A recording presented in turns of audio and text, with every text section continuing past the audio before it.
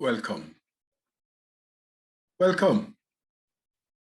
Welcome to the people of the world, wherever you join us from. It is our delight to receive you for this webinar sponsored by the NIFEA panel.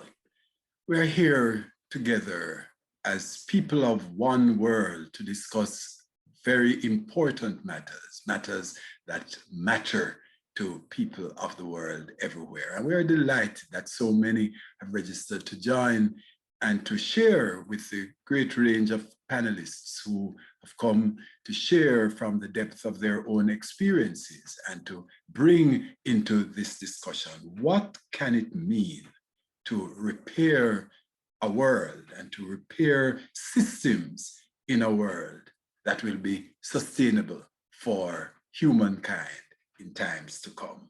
So, as you know, the title of this webinar is ZacTax, a reparatory tax system for a just and sustainable recovery towards a more just world. And just before we do a little bit more of introductions, let us then offer this time that we share to the one God, the one true living God of all the world. If you will, join us in prayer. Let us pray. Lord God, the story of your love for us makes us realize that there are so many others than ourselves who need your help, who need your grace, who need your justice. So we bring our prayers to you for all the peoples of the world, for all who suffer pain, for all who in a time of pandemic are deeply disturbed, for those who over time have been unable to optimize their potentialities, for those who are pressed into accepting less for life than that for which you made us. We pray for us all, for those who know their guilt, and yet in their shallowness and need do not yet come to know the salvation that comes through Jesus Christ. We ask you, gracious God, to guide us as you guide your people everywhere towards a more just world and one in which your love is known as your salvation is brought to this house. We praise you in Jesus' name. Amen. And so much of what we will talk about today, the reference will be to the ZacTax. And this man, Zacchaeus, is of course a man who meets Jesus, who desires to meet Jesus.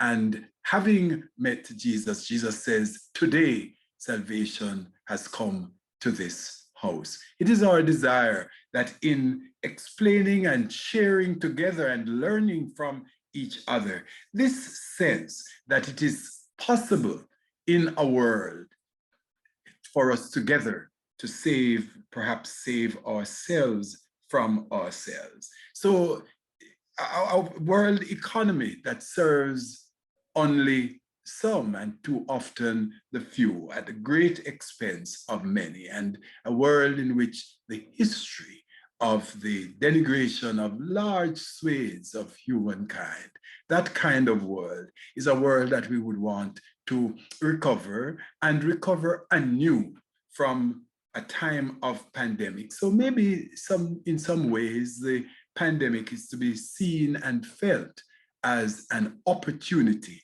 to become our better selves.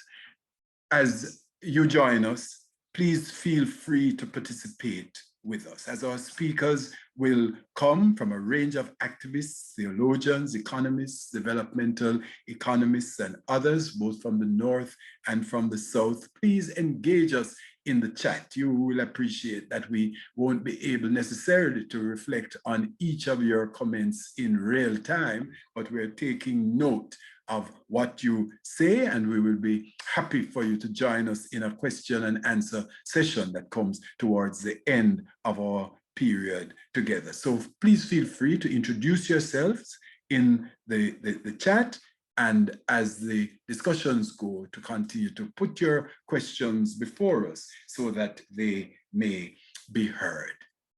Without any further ado, I want to invite Dr. Montes to help us to understand why tax justice in a situation such as this, and how might such justice guide us towards a recovered, more reconciled world post-COVID-19.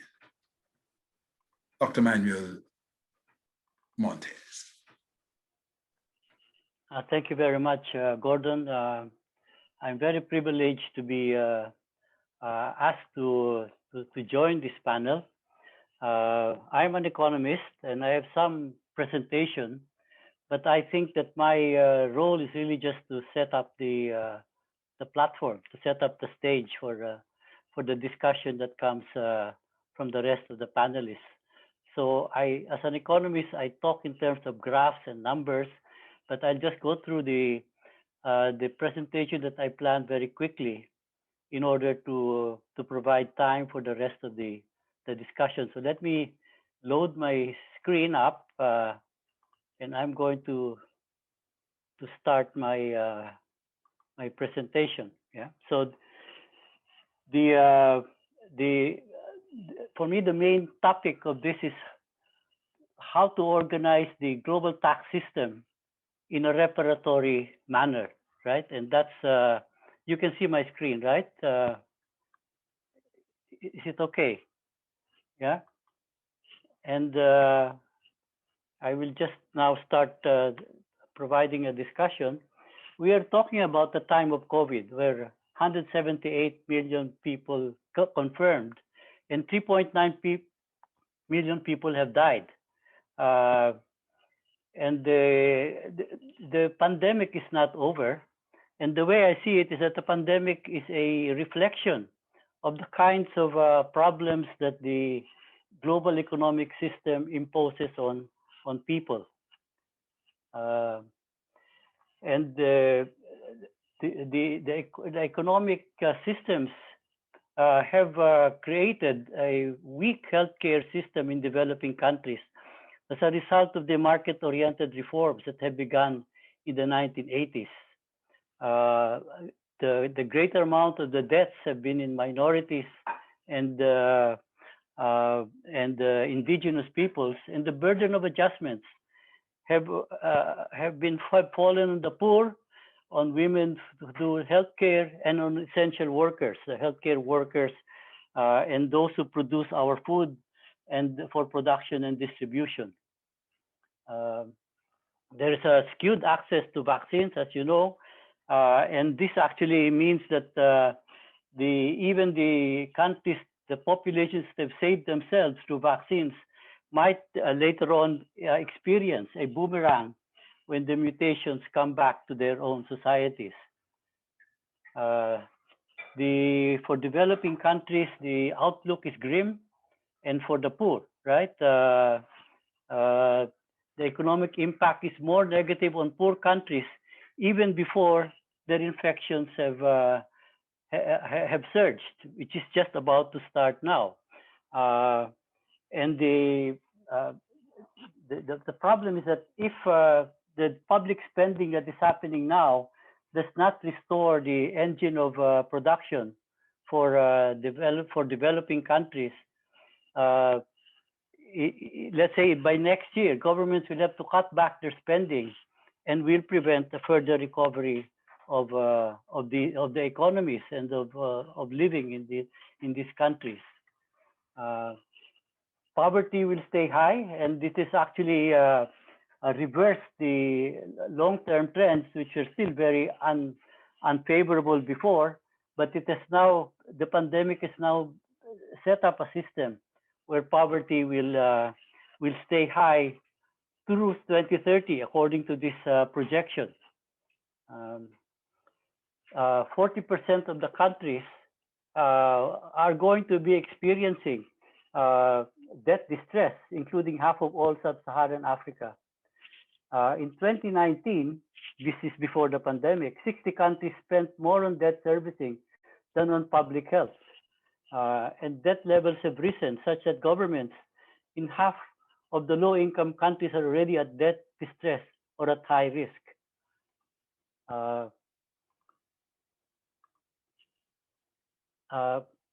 Okay, so the debt that has been accumulated now in all countries, but even in developing countries, is much larger than had been accumulated in the previous crisis, where we live in a crisis, economic crisis-prone world, with 1.1 trillion in debt service required from developing countries in 2021 alone. And there is a big imbalance between the capacity for public spending between advanced and developing countries. And the poor lived in areas or in countries where the pandemic response has been inadequate and healthcare has been actually very poor, right? So this graph shows that it compares the amount of public spending that countries have been able to undertake, and shows that in the beginning, in the middle of the slide, that developing countries have only been able to spend 4.1% of their GDP to respond to the pandemic. And what will actually happen is that there is a very big possibility that the advanced countries will bounce back. But that kind of happening will actually cause a lot more damage for developing countries, because the developing countries have borrowed a lot of money when the pandemic started, and they would be having a problem of debt servicing. So there will be a big possibility of a swath of the developing country crisis. I'm sure many of you have lived through these kinds of crises in your countries, and the impact of liberalization that destroys domestic employment. We are now in a situation where extreme poverty rose for the first time in 20 years, since in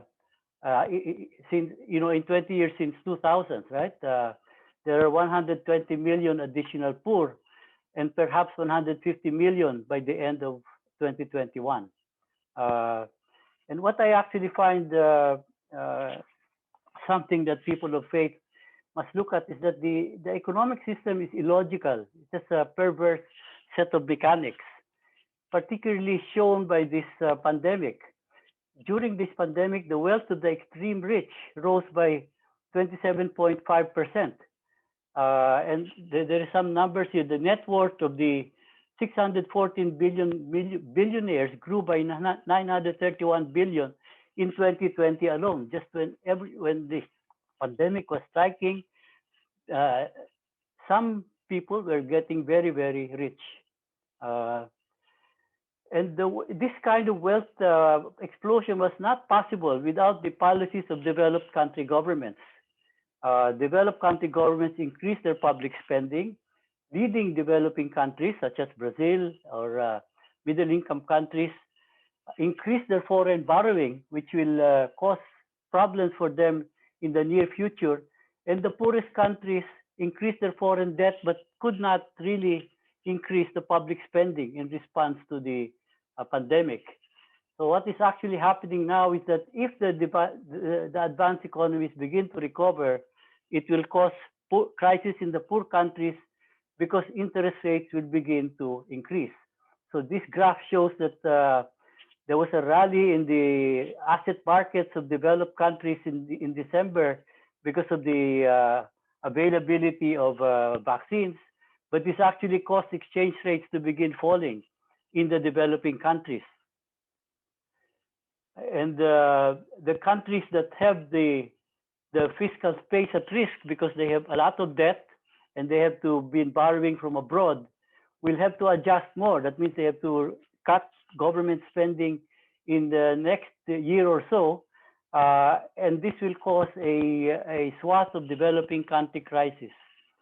And the point that we would like to make here is that there will be no global recovery without equity reforms in reparations in the way the global system works.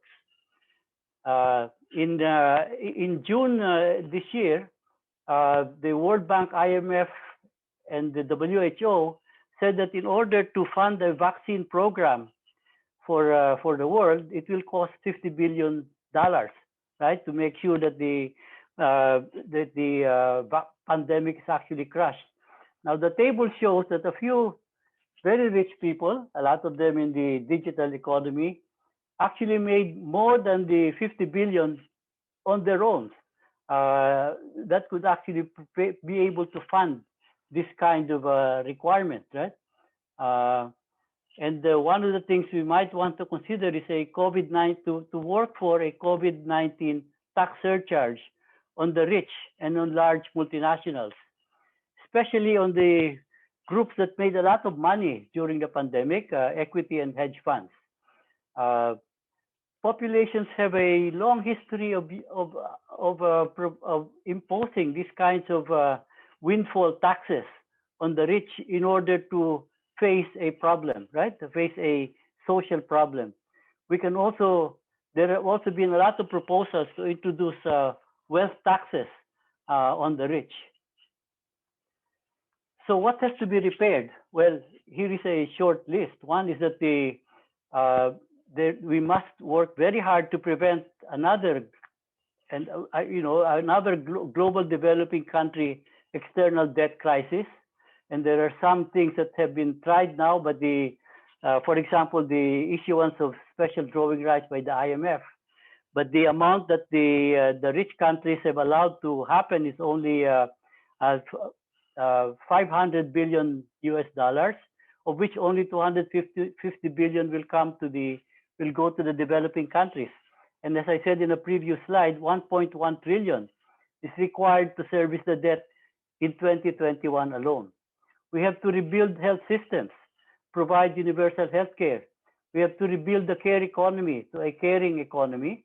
We know that it is a very important foundation of our economies. We must stop the economic damage from climate change and restore ecosystems and biodiversity. We must reform the global system of allocating taxing rights, and we must reform the global system not to rely on the philanthropy on the part of the rich countries. So this is my last slide, right? So the last slide says we must upend the illogical global economic system where wealth is made from the changes in financial assets, disconnected from the life-giving the life-giving role of the economy. We must reform an unaccountable system that creates these perverse directions, and we must find a path to a just and sustainable recovery. Thank you very much. Thank you so much, Dr. Montez. You have certainly put it in a context for us to understand how damaging this pandemic has been and continues to be, especially for the poorest of the poor. Very notable for what you refer to extreme poverty's increase in this period. And what the pandemic certainly shows us as a world is the uncovering of the entrenched inequity that pervades this world in which we live.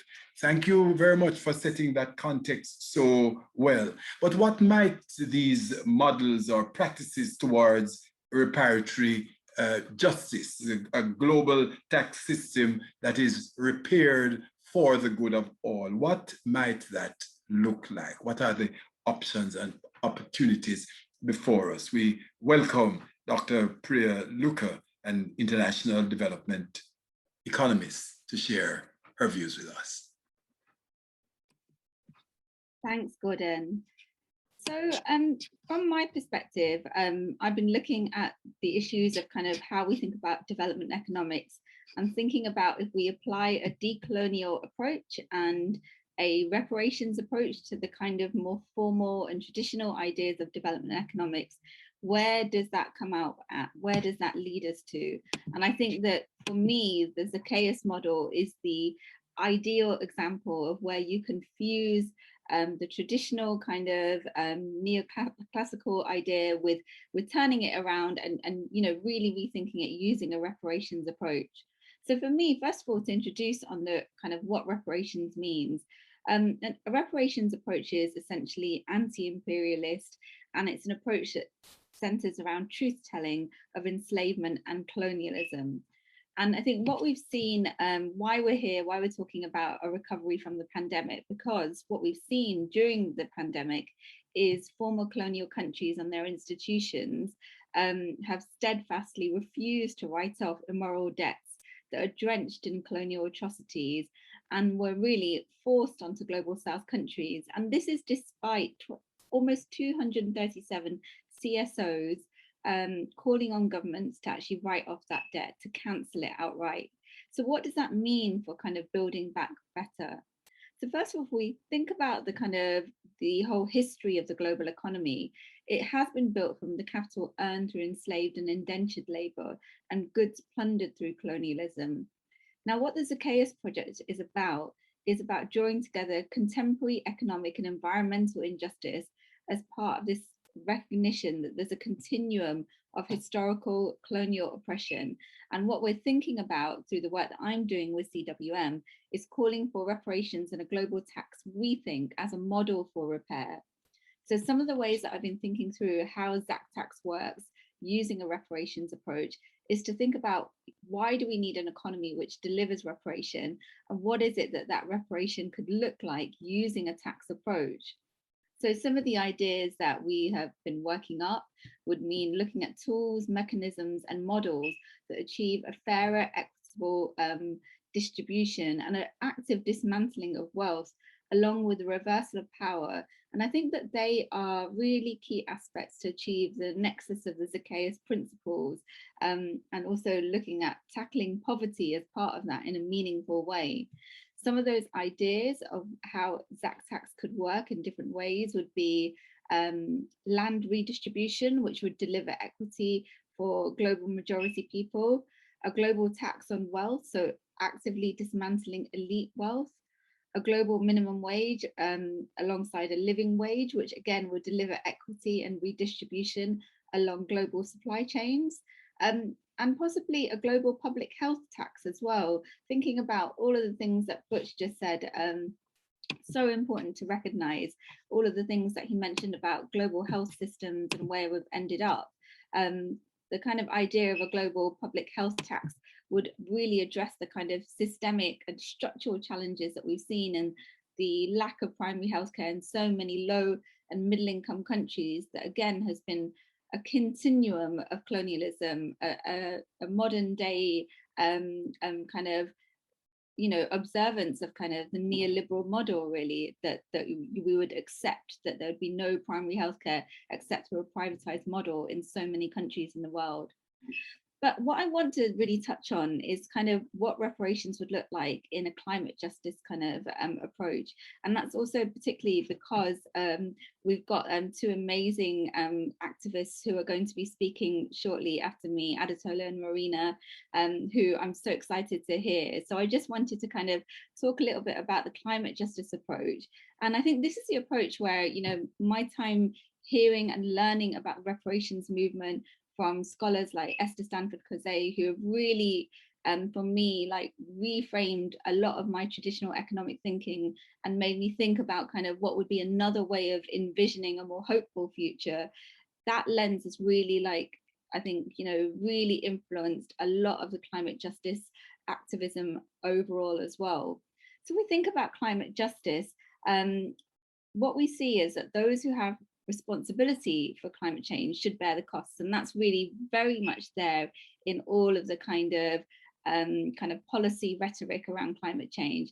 But really, a reparation approach would start with a dialogue of repair and a new relationship to our ecology that engenders a sense of mutual and shared optimal societal consumption.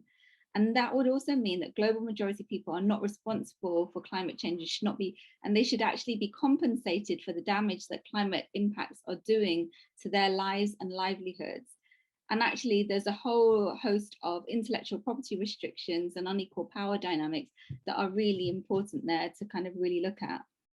So if we think about the recognition of and the remedy for colonial legacies, we really need to reverse racialized impacts that we all bear witness to today. And that means that we need a fairness in transparency in global governance and in the economic order to avoid non-repetition. Again, another principle of the reparations approach to promote acknowledgement and repair. So when we think about climate justice, this means having a basis of kind of policymaking that looks at the inequitable outcomes for different groups and places associated with vulnerability to climate impact, and thinking about the fairness of policy and practices, and then putting a global justice approach into the framework. So it's about framing climate change through the prism of colonialism and empire, and acknowledging that those who are most affected are least responsible, and also recognizing how climate change multiplies existing oppressions. And it kind of really leads to kind of an exacerbation of the existing deprivation that many communities already feel and experience. So what that means for like a taxation approach, if there was you know, a consideration around climate change and tax, is really firmly thinking about historical responsibility and global dependency, acknowledgement of specific harms and impacts experienced by racialized communities, and then as a tool to move ahead, participatory processes to engage civil society representing racialized groups, or more directly as well. You know, the kind of whole ethos of the reparations approach is really to center any policy change, any policy advocacy designed very much by communities that are directly impacted or direct descendants of transatlantic slavery and colonialism. And I think that that's probably, you know, really wrapped up in the kind of the way that we're seeing the impacted communities in the global south having no agency in the whole discussion space as well, and really suffering from the consequences of extractive economic and business models that we see today. So even the green initiatives that are kind of really encouraged in the global north, they're really an extension of the kind of very narrow capitalism that really only leads to more profits and more capital gain for the elite. And even though it's kind of sometimes promoted as green growth, if you look at the kind of terms and the conditions, what you see is that the most lowest income countries often have to take on debt models. There's more asymmetric power dynamics, and essentially there's many of those approaches that are really kind of dressed up in financialization of nature through market solutions. So I think that what we have to be careful about, and I think that this is really kind of, you know, at the heart of kind of my analysis as an economist, is that we don't look at solutions that are contained in the same system where the fundamental root causes are unaddressed. And what that means is kind of, you know, participation and kind of bringing communities into dialogue when the system is still the same is still, you know, it can still lead to harmful solutions. And I think that looking at kind of the solutions overall really requires true participation. So I'll leave it there because I'm so excited to kind of hand over now to the next two speakers who are our activists, Adetola Onamade and Marina Trix, who have been working on climate litigation with the charity Plan B and have served legal proceedings on the Prime Minister Boris Johnson and the Chancellor and the Energy Minister over the government's failure to honour its Paris Agreement commitments.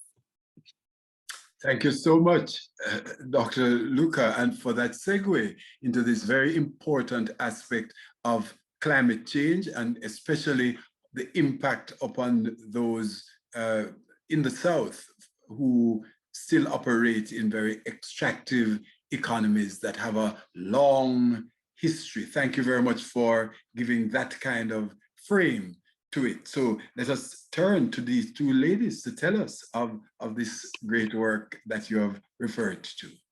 Welcome. Thank you so much for having us. Yes, so my name's Adetola. And my name is Marina. So firstly, we'd just like to speak a bit as well. Thank you, Priya, for that introduction and really highlighting the continuum of historical oppressions. When we speak about reparations, we've noticed again this tendency for it to be used as a noun, for it to be something very fixed or monetary, and we have to transform this definition of reparations into something more aligned with reparatory justice, which provides that space for self-repair and healing within communities that are experiencing harm right now. Because when we make reparations this noun and abstract, it ignores the current oppressions and exploitations that are still ongoing. Yeah, and I think as Priya very well highlighted very well was talking about the historic wrongdoing that comes within the framework of reparations. Often, we hear words like aid used in the context of the climate emergency or the climate crisis, and talking about how for example, countries in the global north owe aid to countries in the global south. But really, if we reframe that language to language of reparations, it calls into question the historic wrongdoing of the West, of particularly the UK, for example, in actually creating the conditions for the climate crisis to actually emerge out of, through racial capitalism, through imperialism, white supremacy, etc. And so part of, I guess, this change in narrative, where it really is also is a call into question of the current systems, and that's part of our analysis and part of our framing around this court case that we're actually doing, is about calling into question the actually bringing in the narrative of overexploitation and saying, what, these countries in the global south, they're not only countries that have been underdeveloped, they have been they're not just developing countries, they're actually countries that have been actively underdeveloped through colonialism, through imperialism, and through extractivism, and they continue to be underdeveloped and overexploited for the consumption of the global north. And so even in the United Kingdom, we have seen this direct, I will call it gaslighting, attempts to lie to the people who have actually been impacted. And you've actually already mentioned an incredible woman, Esther Stanford Jose, and I just want to call into question something which was, as she describes it, an intergenerational regime that was orchestrated by the British state, which is the 1833 slavery abolition loan in the United Kingdom, which means that up until 2015, the British government was still paying for 180 years. They were paying the debt to the enslavers to compensate the British enslavers from the transatlantic traffic of African peoples. And they refuse to acknowledge, they say we express regret. But the fact that taxpayers, including my parents, would be paying to compensate those who kept our ancestors as cargo, as property, is a fact that makes us complicit in the violence that they are undergoing. And it's part of the global racial capitalism, which unjustly enriches the elite and their offspring, and then unjustly impoverishes our own African heritage communities. Yeah, and I think as my sister here just very well explained, that's also happening now, and it's there's a continuation of this violence, and we're seeing it, with the COVID-19 pandemic, for example. We're actively seeing, medical apartheid. The G7 came together, and under the current, medicine monopoly regime, it is projected that to take until 2078 for the world's poorest countries to actually vaccinate their populations. And And I think it's really important to notice that, yeah, like poorer countries are being forced into positions of dependencies, or into positions of dependence. And yeah, which is terrible to see. There's basically obstructions for people to actually be able to get the vaccine. And basically, yeah, it's like the historic victims or survivors of colonialism are actually, current, ongoing victims of colonialism, because colonialism never ended, it just transformed itself. And that's really what we're calling into question here, is the fact that, we're seeing that the poorest in the world are the ones that are bearing the brunt of multiple crises, and yeah, and even, yeah. So people have spoken about this, and I do believe that global taxation will be part of the solution with the COVID vaccines. But ultimately, we do have to identify this as a crime against humanity, and the free peoples of the world have to. The people of the world have to unite to actually call accountability on these people who are hoarding intellectual power and essentially sacrificing regions of the world, which is exactly what they are doing with the climate crisis as well. I just want to touch briefly on how the Black or African community was affected by COVID in the UK, because it was absolutely handled appallingly by the government officials. And a new study showed that for Black descendants of people enslaved in the United States, that they could have cut the COVID transmissions and COVID-19 rates, both among Black individuals and the population at large, so much so that it would be, 68%? Yeah. Reduction in infection rates in the United States had there been monetary compensation to those victims of transatlantic traffic of enslaved Africans. And the fact that this could have reduced overall transmissions in the population just really, it strongly shows the case for these things to be addressed immediately, because this was only a symptom of the wider crisis that we're facing as a human race and as a planet that needs healing. And I think, yeah, exactly. Like, basically, right now with the climate crisis, for example, like, yeah, it's only a it's a continuation of the same violence. We're seeing global South communities all across the world bearing brunt of the crisis that they really have not caused, and I think part of, global majority, and actually what our legal case is basically saying, look, we have a right to life, our families have a right to life, and we refuse to be complicit in that violence, because right now, 15% of global emissions actually pass through the City of London. And how is that just? Because our future taxpayers' money is going towards the death and destruction of our heritage communities. And I think, like, basically, the climate crisis right now, it's very evident, through, as my sister here just said, like, Black communities were the ones that are most affected, or are still being most affected by the by the COVID-19 pandemic. And what is very obvious is, like, pre-existing inequalities are only going to become, more evident with the climate crisis, and are only going to be exacerbated further.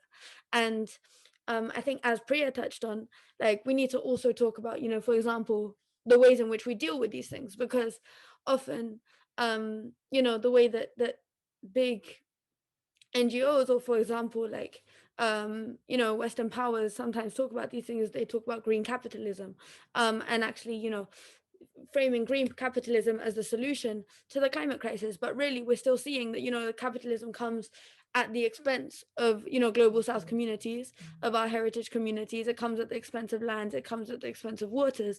And ultimately, if global capitalism, for example, further means that, like, indigenous communities, for example, like in Mexico, are going to be displaced from their land, even though they are, protectors of biodiversity, then really there is no justice in that, and so I think when we talk about reparations in the climate crisis, like in the context of the climate crisis, it's basically about, it's talking about, the repair that needs to, the self-repair, and that needs to kind of be there to remedy the colonial impacts that actually meant that for example, humans were separated from the land, the fact that natural resources were overexploited, and that our countries were actively underdeveloped, and those resources were then funneled to the West, which then helped fuel the Industrial Revolution, and then actually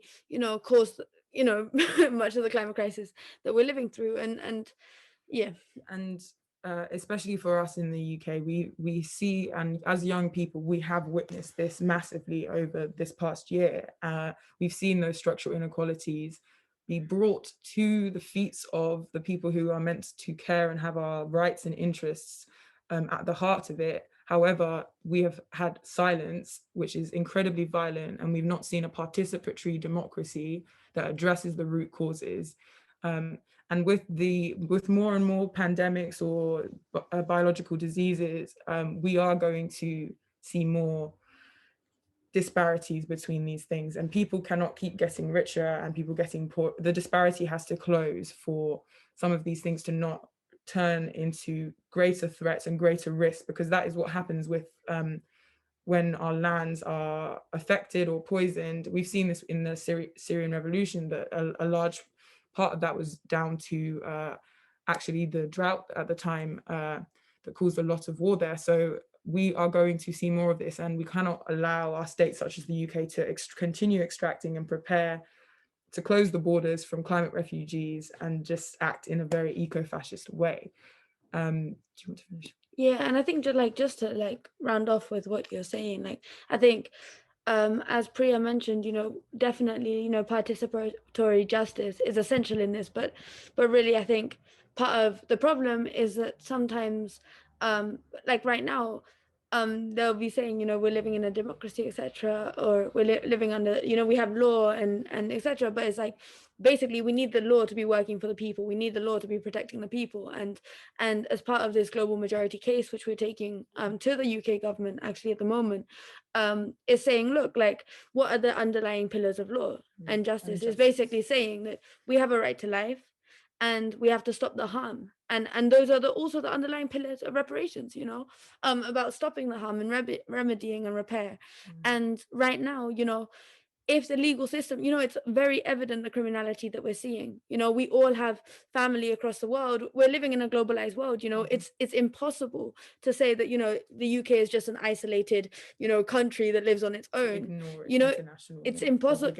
Exactly, and this is the same thing that we've seen with the COVID pandemic. It's impossible to isolate it as just an island, because we're living in a globalized world, and through living in that globalized world, it basically means that through living in a globalized world, it means that we're all being affected. We have family across the world that is being affected. Our siblings, in Latin America, in Abya Yala, in Africa, in Asia, in the Caribbean, etc., that are bearing the brunt of this crisis. Our futures are bearing the brunt of this. Our futures are also at stake as young people, and future generations are at stake. And so we're seeing the criminality, we're witnessing the criminality, and we're saying we have to stop the harm. We have a right to life, we have a right to family life, and we refuse to be complicit in right to not be discriminated in the death and destruction of our global human family as well. So yeah, that's just part of what we're doing. And thank you so much for having us here. Pleasure to be here. Thank you, Ms. Odamade and Ms. Trix, for really bringing the action into the discussion, because it is for you clearly much more than just analysis. It is about action and activity in each of our localities. And we look forward to hearing some more from you about the specifics of this legal case. So we are hearing you help us to understand that the work of repair and the reconciling of this world in a time of pandemic must indeed take into consideration the historical, structural challenges that are before us, and clearly linked to period of the enslavement of African people. And so to view a new world, we really do need to see through the lens of those who are willing to work for repair, to make reparations a verb and not a noun. It is not really just about a block of money. Thank you so much. I believe that Ms. Frances Namumu is to join us on video. I will pause to receive that video at this time.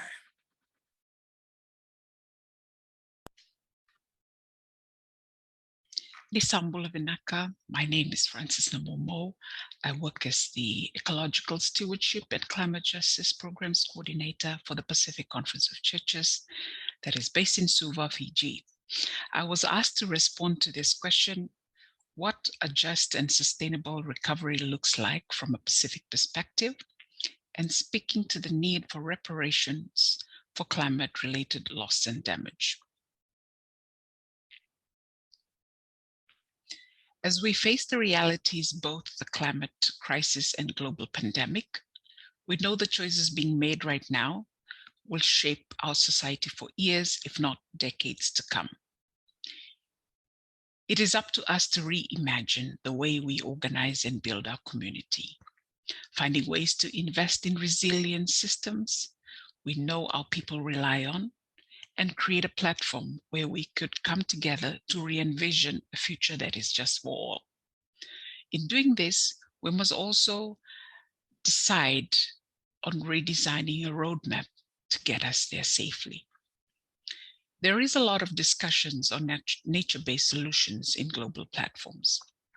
Our communities are already doing this, understanding the environment and ecosystem and how to work with it, understanding seasons of when to plant, when to fish, and setting perimeters and guidelines to work around this.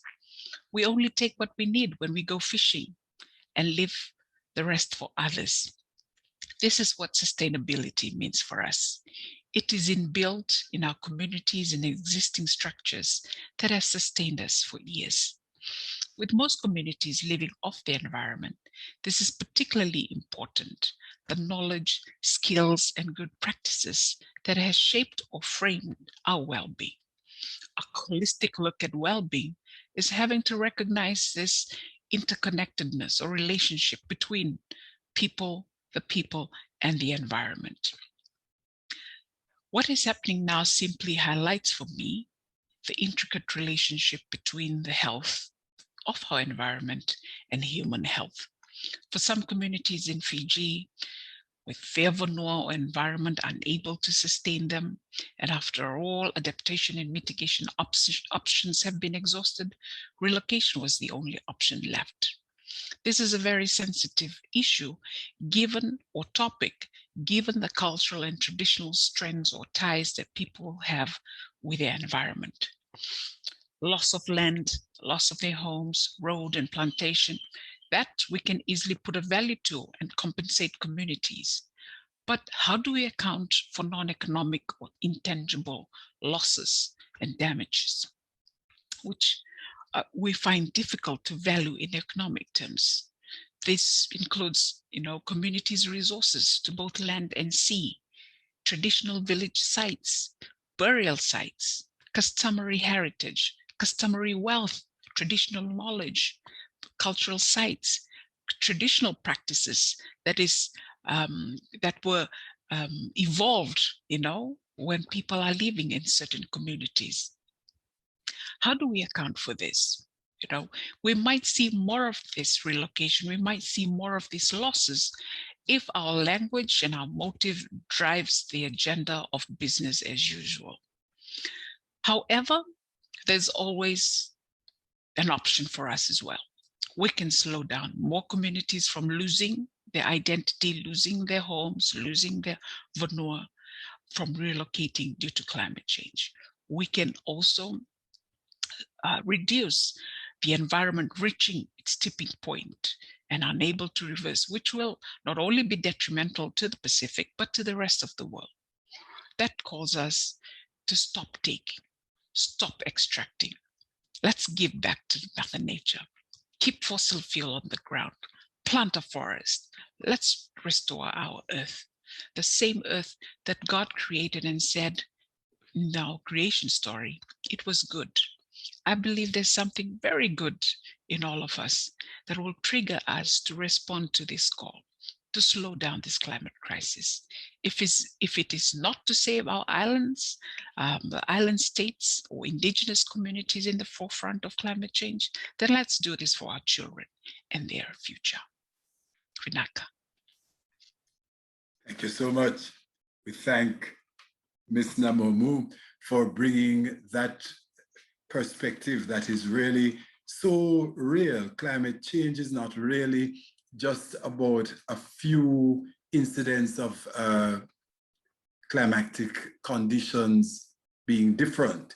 It really challenges the very life and in many ways the history and heritage of many people, especially people in island homes. So I believe that we're seeing this close link between the way in which the world's geography is dealt with and how the world is shared for people to live, and the link in this crisis of a pandemic and the historical link. So there is a real sense in which this is a broadly based matter. And we're taking note of your many questions and look forward to sharing them with our panelists.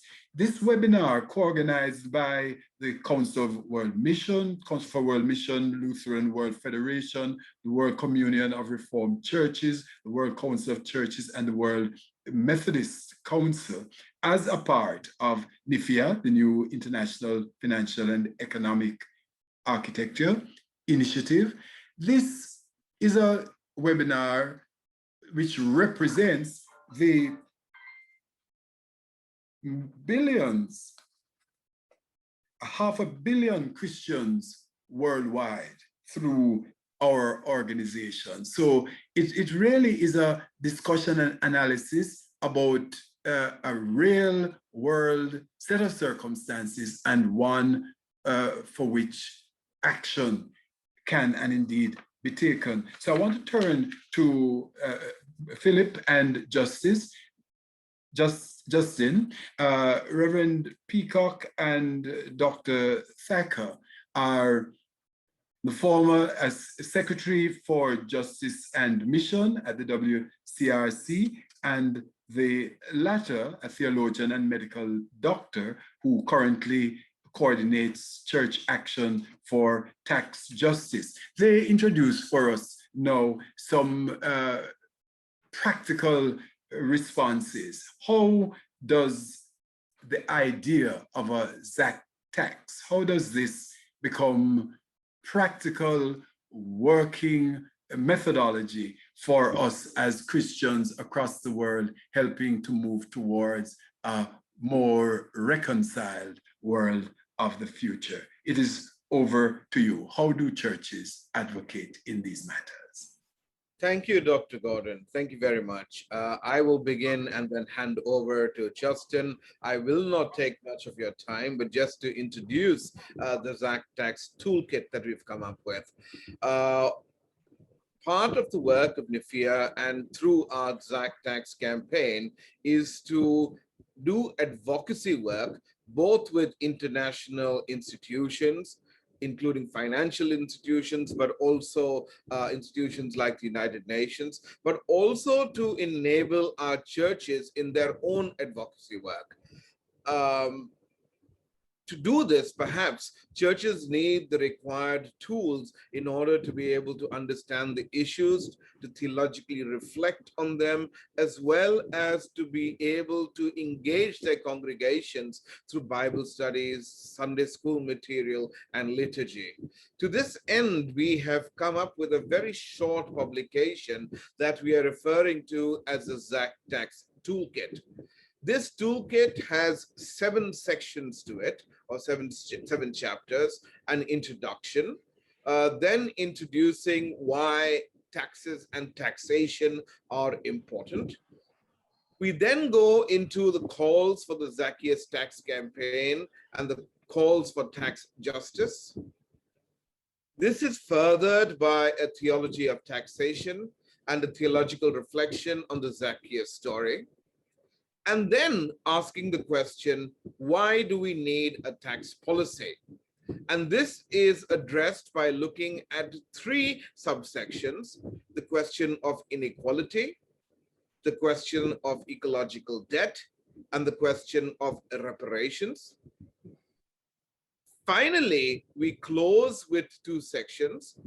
The first is on church resources and what can churches do, and actually helping churches design a campaign at the national level. And Justin, of course, is going to speak more about this.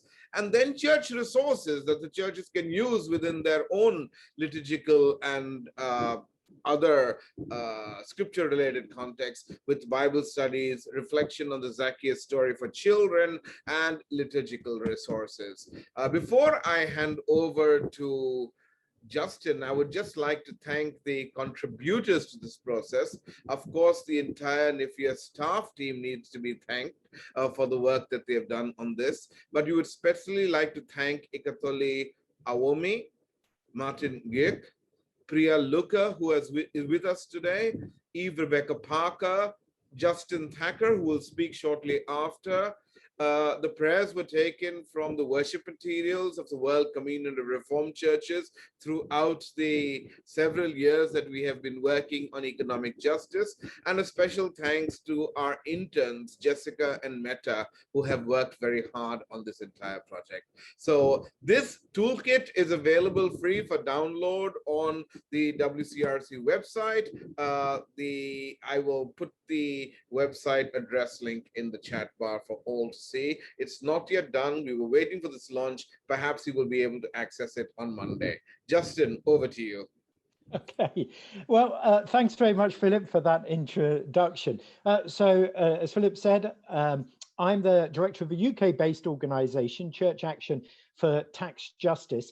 We're a tiny organisation. We've actually just got 1.2 staff. We've only been going a couple of years. We campaign around tax justice issues, both global ones and national ones. But in the time we've been going, we like to feel at least we've had a bit of success. We've tripled the number of people supporting our work. We've got various bits of media coverage in the UK context, and overseas actually. And we've sparked a couple of debates in our own parliament. So I'm just going to be sharing some of our experiences about how we've campaigned on tax justice to see if maybe that will help or inspire others who are wanting to do the same. And I have got a bit of a PowerPoint, which I'm going to share, and hopefully this will all work. Give me a second.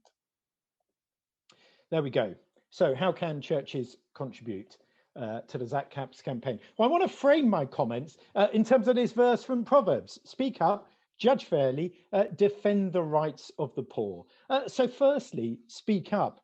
I think one of the challenges that we face in campaigning for tax justice is that instinctively many people just don't like paying taxes. The politician who announces a tax cut is usually universally applauded. The second problem I think we face, particularly in respect of global tax justice, is that often the issues are incredibly complex. And so that means that as we're trying to persuade people that this is an issue they should engage with, we suffer that challenge of trying to keep things simple enough that they are aware of what's going on, but also, our arguments need to be technically correct, as it were. But I think, as we all know from a campaigning view, it is the truth that the simplest messages work the best. And so one way we've tried to communicate the message of tax justice is by creating a series of videos. And I'm going to share one of our videos now for you to have a look at and see what you make of it.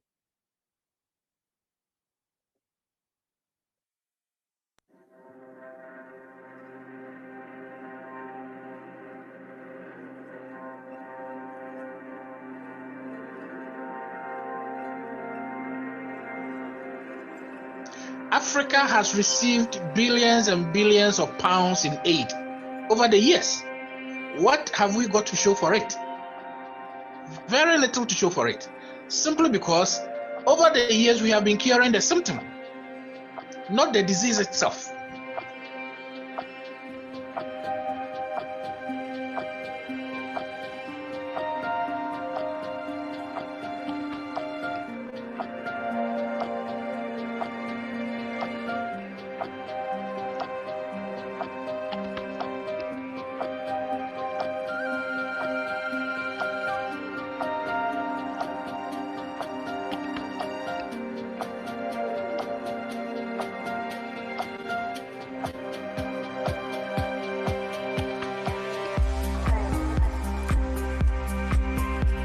Then there's, of course, an entire network of little tax havens, which, of course, the global system sort of turns a blind eye on.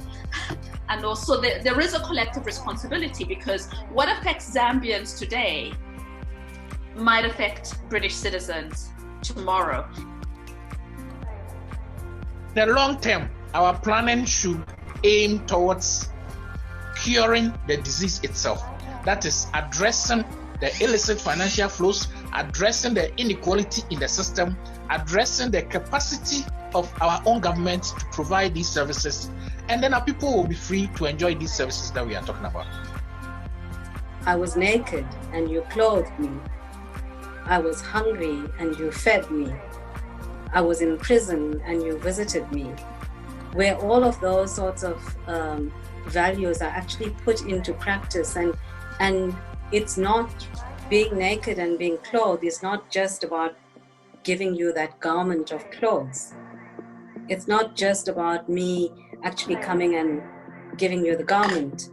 It's about me ensuring that you and that we don't have that many that we don't have naked people walking around the world. So working for that kind of society, pie in the sky dream, though some people might say it is, feels to me like the ultimate manifestation and expression of what is the deepest form of love.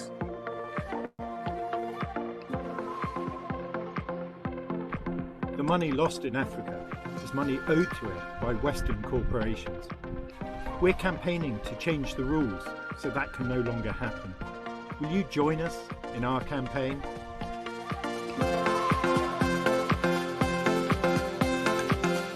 Okay, so the second bit of our proverb, judge fairly.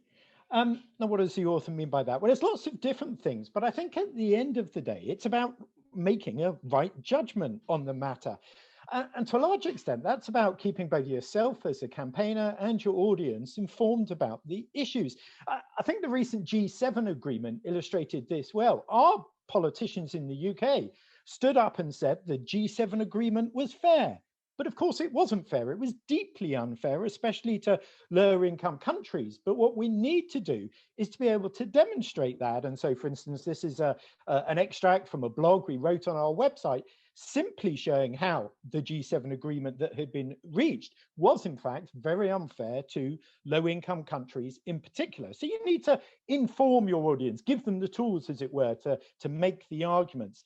But I think the second thing I'd say is that we've discovered that with the church constituency, it's not just about appealing to their heads, it's very much about appealing to their hearts, their values, their faith.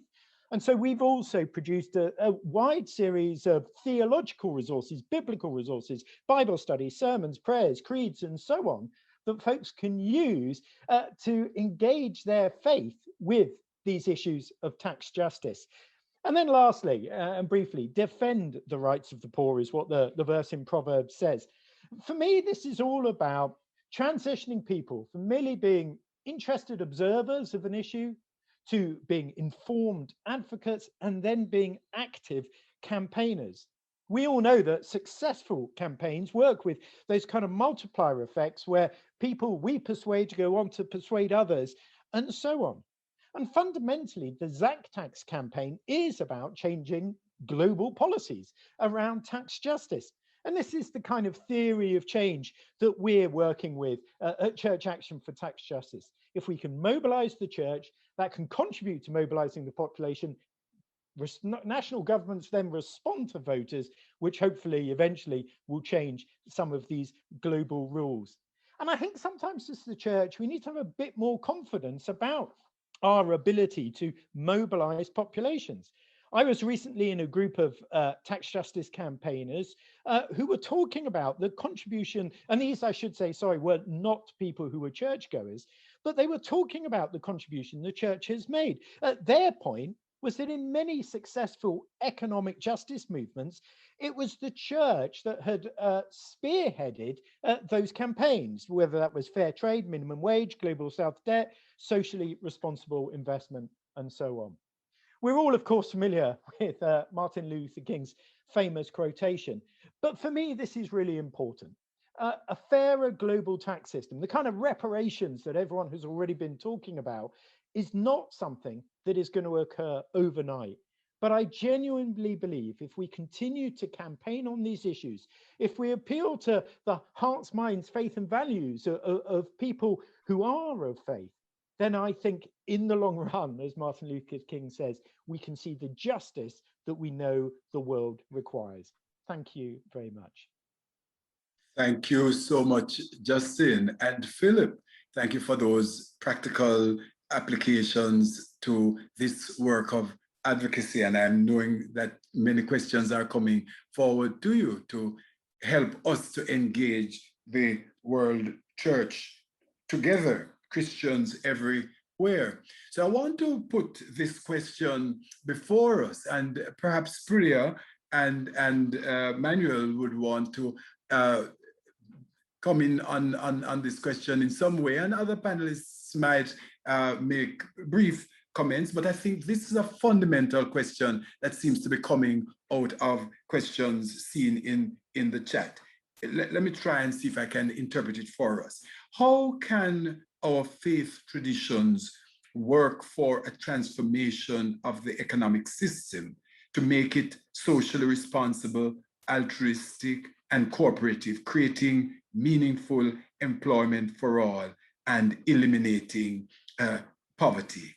Do we need to reform global governance to bring about global justice? I think that this is a fundamental question, and perhaps you would want to engage it. Priya, would you have some response to this? On kind of the question of like what faith leaders can do to kind of advocate for these like changes that are needed, I honestly take a lot of inspiration in how the reparations movement has joined forces with climate movements and kind of forged ahead in kind of where the points of connection are on reparation and climate activism. And I think Adetola and Marina can probably add lots of detail, but the kind of unity that's been forged in kind of, you know, a lot of kind of, I'm sure, diverse movements coming together globally across the world. So I think that model of kind of activism, advocacy, campaigning, movement building, and kind of knowing where the points of connection are really important. And I think that this is like, if you think about the second part of the question about global governance, do we need global governance redesign or reform? I think that that's definitely overdue. If you think about like what the design of the global governance system is and where its origins are, it was at a time when, you know, there was very different nature of kind of risks and vulnerabilities and envisioning of kind of state building. We're now in a place where we're seeing like real fractured lines in terms of public health, and we're seeing that the organizations and the institutions that have responsibility for debt and debt renegotiation and debt rescheduling are the same organizations who are saying, actually, we don't have the responsibility and we don't have the overall mandate to be able to cancel that debt. So it's a really interesting kind of situation where you see, like, you know, the mechanistics of debt are still very largely controlled and very much kind of in the kind of remit of like 2 or 3 big global institutions, but there's no actual global leadership on kind of what do we do with debt and debt repudiation. Kind of questioning the legality of the debt is kind of really fundamental in how we move ahead. So yeah, there's some of my thoughts at this stage. Thank you very much. Extremely useful. Brother Butch, would you like to buy into that question in any way? Well, I can only add to what Priya has discussed, and I think it's very important the point that she left us with, that no one is taking responsibility for the debt. No one is taking responsibility for the taxes. The dominant countries have managed to say that, well, first of all, we can't do anything about the private sector, right? Globally, and they are even though there have been situations before, for example, on the debt, right, in which they forced the private sector to write off a portion of the debt. This is during the 1980s debt crisis. They're not still willing to do that now. So in the end, we developing countries sort of have to wait for the crisis to be more widespread before the rich countries are going to move. So one of the things that local communities and countries must think about is to find ways to do things in a unilateral way, and it's costly. It's something that every country has to weigh the cost and the benefits of, right? But there are technical ways to try to reduce those costs, and this is one way to force somebody, as Priya put it, to take the responsibility, right? And this is also true with respect to tax problem. In the case of the global tax system, there is a question of how to allocate the taxing rights over companies that operate in different locations, right? And so far, the developed countries want the OECD to be the platform for deciding these things. And the OECD reports to the 38 members of the OECD and will only allow the technical solutions that will protect, right? Because they are employees of the 38 countries. So there are proposals for unilateral actions by developing countries that can try to reduce this. And some of these unilateral actions can force somebody to take responsibility globally, right? Over a more equitable way of deciding how to allocate taxing rights among jurisdictions in the world. Thank you so much. And I'm going to return to that question of advocacy, especially as the church in its structures influence, for example, finance ministers of the G20 meeting next month. What kinds of ways? And I'm going to ask Justin to buy in on this, and perhaps Peter Critchley from CWM might want to talk a bit about how ecumenical structures and Christians together might in fact be able to influence some of the existing structures and those who are people in places of power. But I didn't want to miss a thread that has been coming through towards Marina and Adetola to say to us, to what extent is your kind of activism and clear, vigorous action being seen, experienced, and shared within church communities? What kind of access do you sense that you have, and what kind of inputs and responses have you been getting from people of faith or church institutions in your work? That is a fantastic question, firstly, and thank you to whoever asked it. So for me personally, I do feel that there is a lot of consciousness raising work to be done through the church. And for me as well, I was raised through the church as well. There's a lot of liberation theology that just is not known, especially as young people.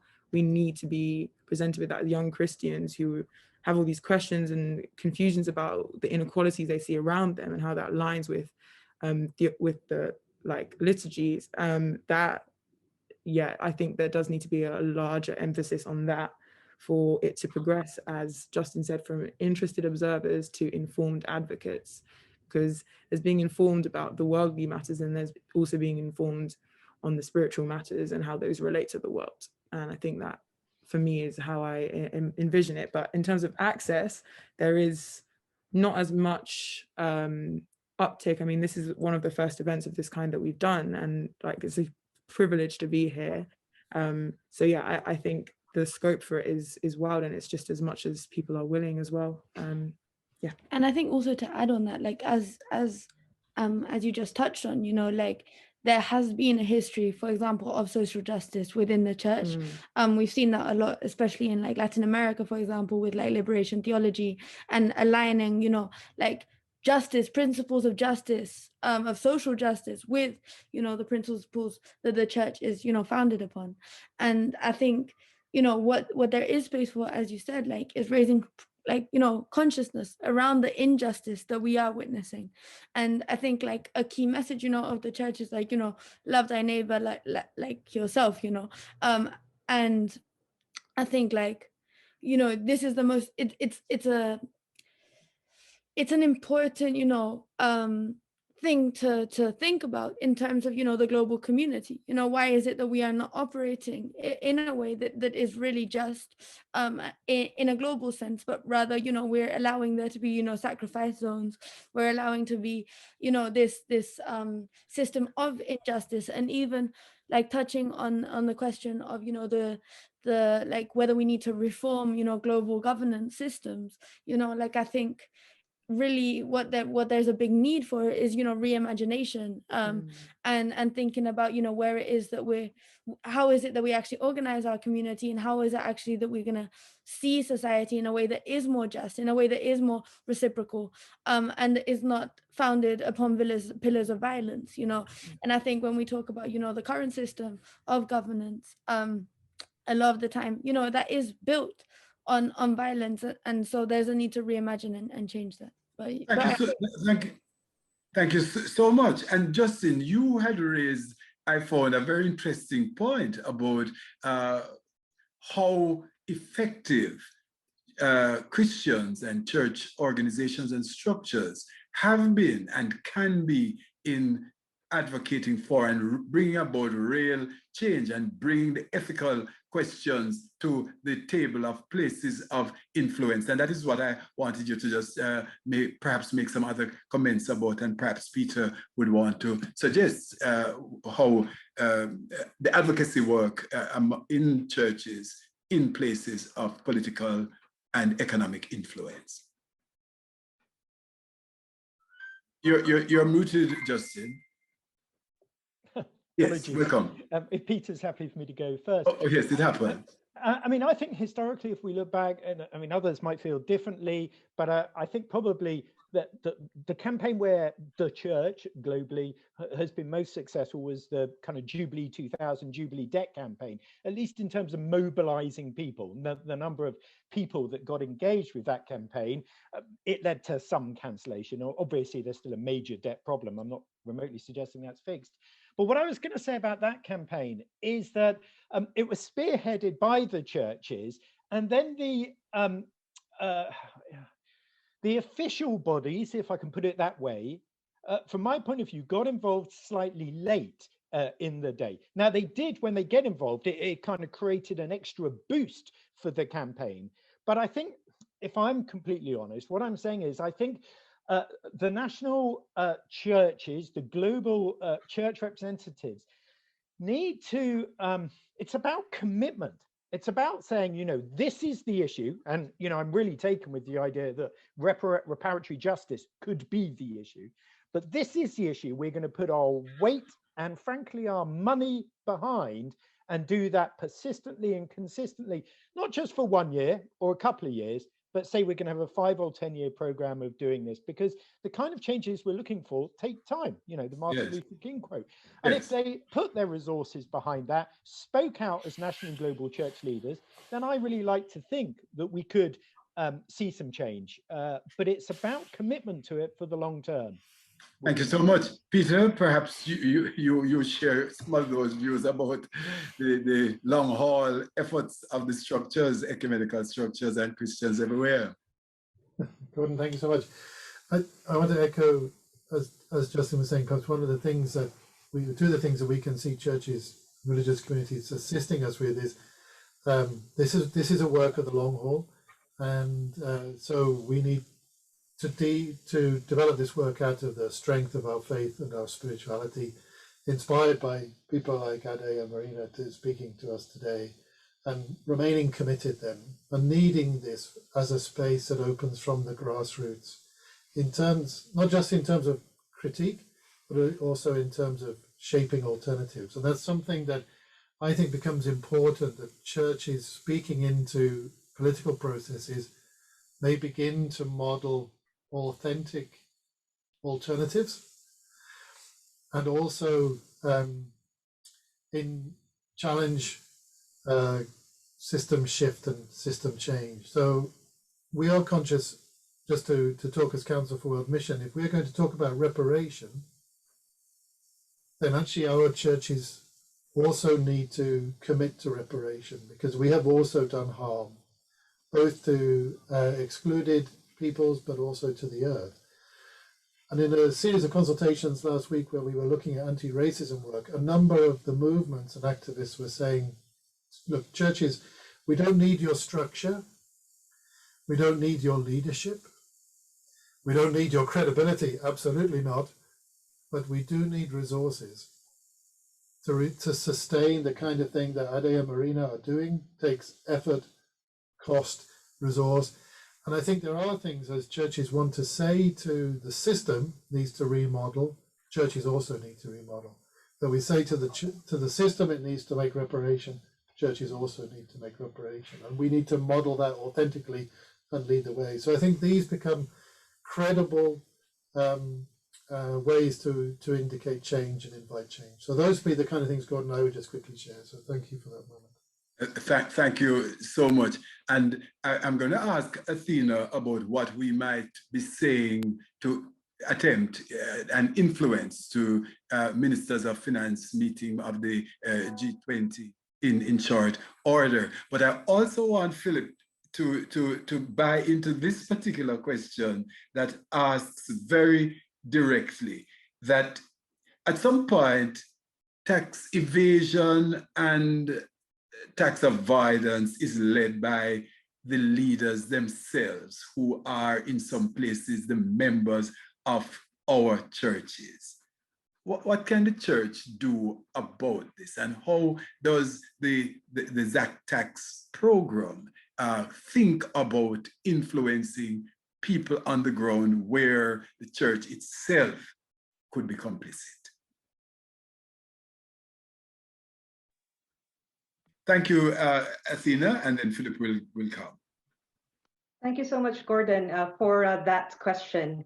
And as has been mentioned, the G20 finance ministers are meeting next month, July 9th, 10th to be exact, for an international tax symposium. And this presents an important opportunity for us as churches, for us as an ecumenical movement to voice out a prophetic stance when it comes to tax justice. I think, as others have already mentioned, economic justice is nothing less than a matter of faith, and this is why, as as Justin was saying, this is a long-term commitment because it is a matter of faith for us. And this means that at the G20 symposium, we should be calling for nothing less than an overhaul of the global taxation system. We have clear, specific proposals that are outlined in the ZacTax tax calls, a call for a wealth tax, a call for a financial transaction tax, a call for an end to tax evasion and avoidance, and a call for carbon taxes and other pollution taxes. We also have very specific calls for reparations. And Peter had also highlighted that to be more authentic, we really also have to walk the talk.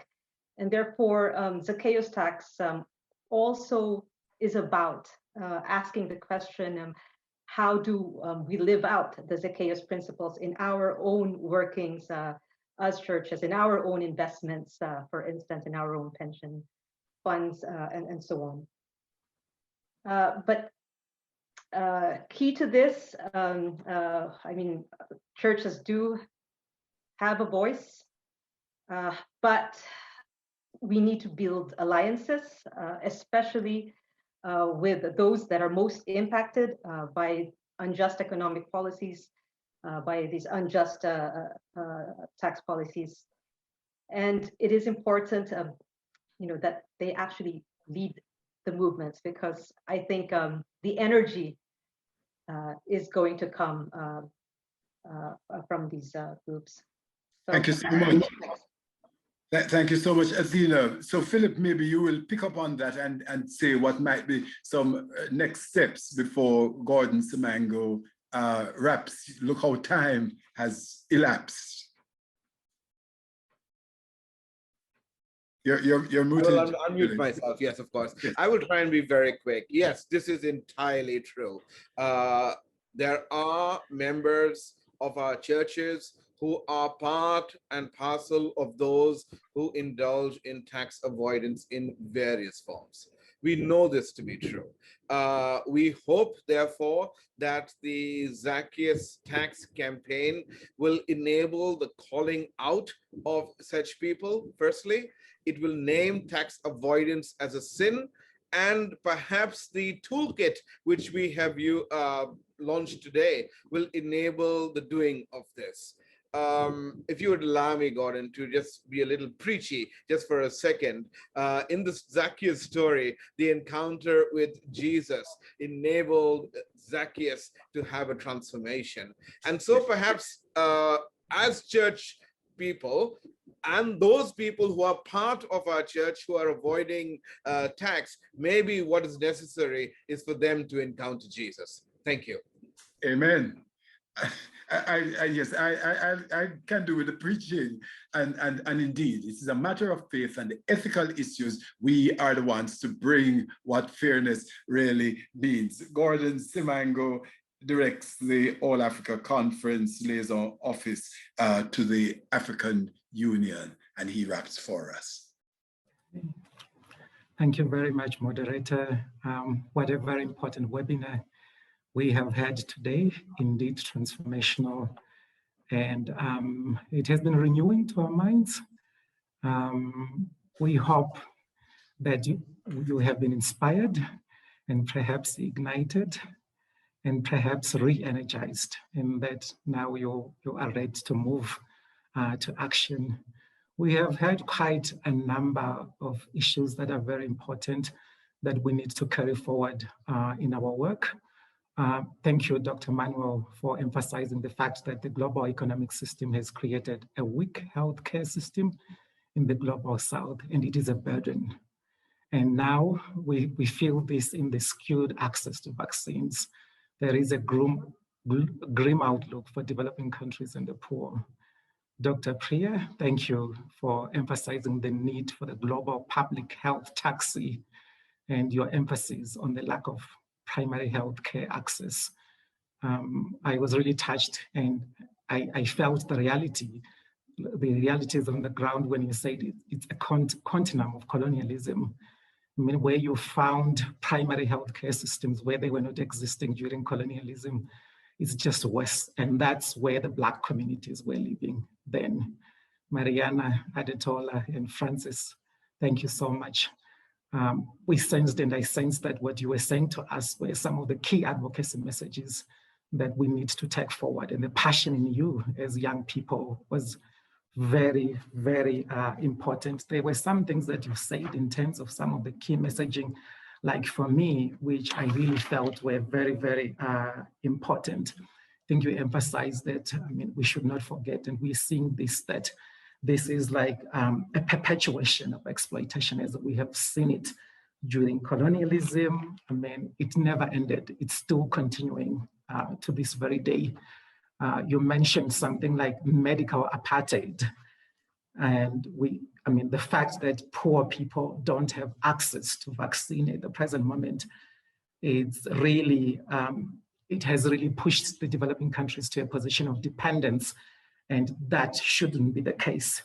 You talked about maybe the need to push for crime against humanity, or taking this as from a crime against humanity point of view. And the fact that the world is holding developing countries to ransom in terms of intellectual property for vaccines is just unacceptable. The fact that you were emphasizing this whole area around human rights and the right to life for all people, the continuation of the same violence that we have seen over the years of colonialism, slavery is still continuing today, and the need for us to address the root causes. For me, we really like some of the key nuggets coming out from what you were saying, Reverend Phil and Justin.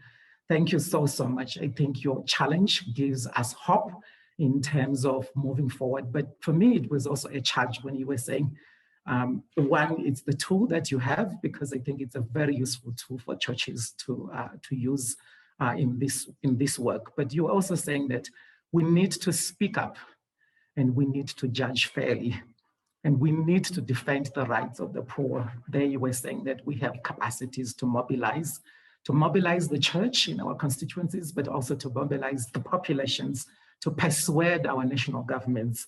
And this way we can only change the rules. This we have done before, and I think we can do again.